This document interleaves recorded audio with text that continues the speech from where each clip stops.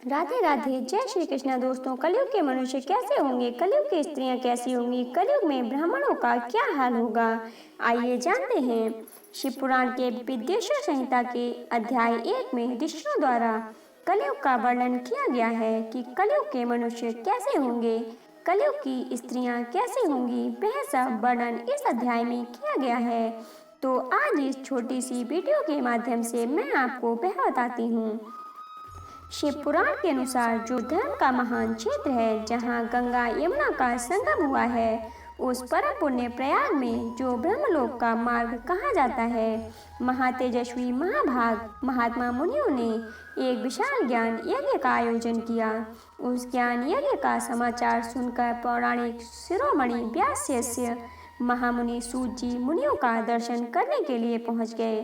सूत जी को आते देखकर उन सब मुनियों के हर्ष का ठिकाना न रहा और उन्होंने अत्यंत प्रसन्न चित्त से विधिवत सूत जी का स्वागत और सत्कार किया।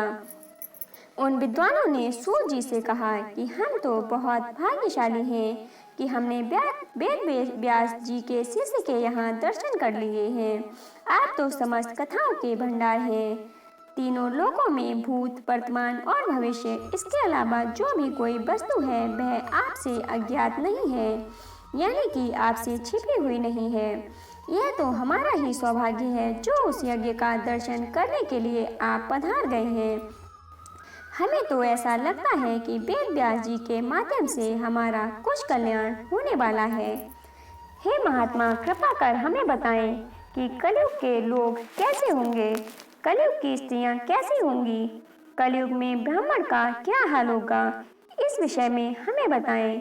सूत जी बोले, घोर कलयुग आने पर मनुष्य पुण्य कर्म से दूर रहेंगे, दुराचार में फंस जाएंगे और सब के सब सत्य भाषण से मुंह फेर लेंगे, दूसरों की निंदा में तत्पर होंगे। कलयुग में लोग पराये धन को हड़पने की इच्छा करेंगे, उनका मन पराई स्त्रियों में आसक्त होगा और वे दूसरों प्राणियों की हिंसा करेंगे, अपने शरीर को ही आत्मा समझेंगे, नास्तिक, मूर्ख और पशु बुद्धि रखने वाले होंगे, माता पिता से द्वेष करेंगे, ब्राह्मण लोग रूपी ग्रह के ग्रास बन जाएंगे, बेच बेचकर जीविका चलाएंगे, धन का उपार्जन करने के लिए ही विद्या का अभ्यास करेंगे और मद से मोहित रहेंगे। ब्राह्मण अपनी ही जाति के कर्म को छोड़ देगा, ब्राह्मण दूसरों को ठगने वाला होगा, तीनों काल के संध्या उपासना से दूर रहेगा और उससे ब्रह्म ज्ञान का कोई भी कुछ भी पता नहीं होगा। समस्त क्षत्रिय अपने धर्म का त्याग कर देंगे, कुसंगी, पापी और व्यभिचारी हो जाएंगे, उनमें वीरता का अभाव होगा, वह शूद्रों सा बर्ताव करेंगे और उनका चित्त काम का किंकर बना रहेगा, वैश्य संस्कार से भ्रष्ट हो जाएंगे, स्वधर्म त्यागी होंगे, धन उपार्जन परायण तथा नाप तोल में अपनी धूर्तता का परिचय देने वाले होंगे। इसी तरह शूद्र ब्राह्मणों के आचार्य में तत्पर हो जाएंगे, उनकी आकृति उज्जवल होगी, वह अपना कर्म धर्म छोड़कर उज्जवल वेशभूषा से विस्मित होकर घूमेंगे, बेसवभाव से अपने धर्म का त्याग कर देंगे और उनके विचार धर्म के प्रतिकूल होंगे, कुटिल और ब्राह्मणों के निंदक होंगे।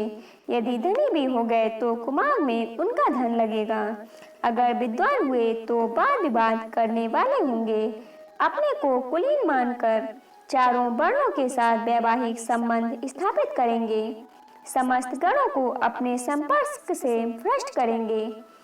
कलयुग की स्त्रियां अपने सदाचार से भ्रष्ट होंगी और पति का अपमान करने वाली होंगी, अपने सास और ससुर से द्रोह करेंगी, किसी का कहा नहीं मानेंगी, मलिन भोजन करेंगी, कुत्सित हाव भाव में तत्पर होंगी, उसका शील स्वभाव बहुत बुरा होगा और वह अपने पति की सेवा से सदा ही विमुख रहेगी।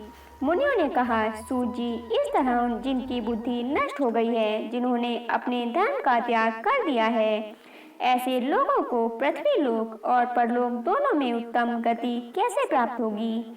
इसी चिंता से हमारा मन सदा व्याकुल रहता है। परोपकार के समान दूसरा कोई धर्म नहीं है, अतः इस छोटे से उपाय से इन सबके पापों का तत्काल नाश हो जाए, उसे इस समय कृपा पूर्वक बतलाइए, क्योंकि आप समस्त सिद्धांतों के ज्ञाता हैं। मुनियों की यह बात सुनकर सूत जी ने मन ही मन भगवान शंकर का स्मरण किया और उन सारे ऋषियों को शिव पुराण सुनाने का निश्चय किया। तो दोस्तों, ये थी कलयुग के विषय में छोटी सी जानकारी। आपको कहानी कैसी लगी जरूर बताइएगा। अगर अच्छी लगी हो तो लाइक और शेयर कीजिएगा।